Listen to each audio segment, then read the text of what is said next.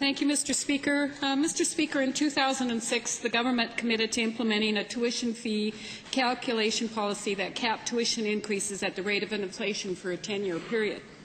In November 2009, the minister announced that post-secondary institutions could submit proposals requesting tuition increases for professional facilities.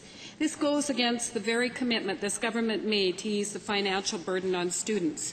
My questions are to the Premier. Why did your government promise to post-secondary students by removing the tuition fee increase policy? Mr. Speaker, if I could correct the preamble, this government did not request proposals from the post-secondaries. The post-secondaries indicated to us that there was a problem with some of their tuition levels in 2004 when we froze tuition rates. Mr. Speaker, all we did was indicate to them that we would entertain receiving those proposals. We have done that. We've had meetings with the students. Some of the institutions have had numerous meetings with the students, and we're going to continue to look at those proposals as they come forward. The honourable member. Thank you. Given that post-secondary tuitions in Alberta is already the third highest in Canada, will the government stay true to their word and support increase based on the Consumer Price Index per year only? The Honourable Deputy Premier. Mr. Speaker, I've been very clear in my response to the CPI cap as being protected.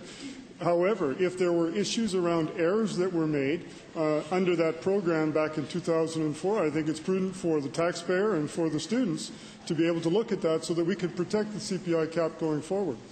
Honourable member. Thank you, Mr. Speaker.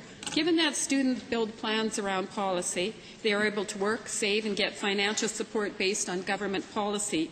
What is the point in passing this policy if you're going to ignore the rules that you've already put in place? The Honourable Deputy Premier. Mr. Speaker, it would be advantageous if the honourable member would listen to the answers rather than just go back to the script of the question.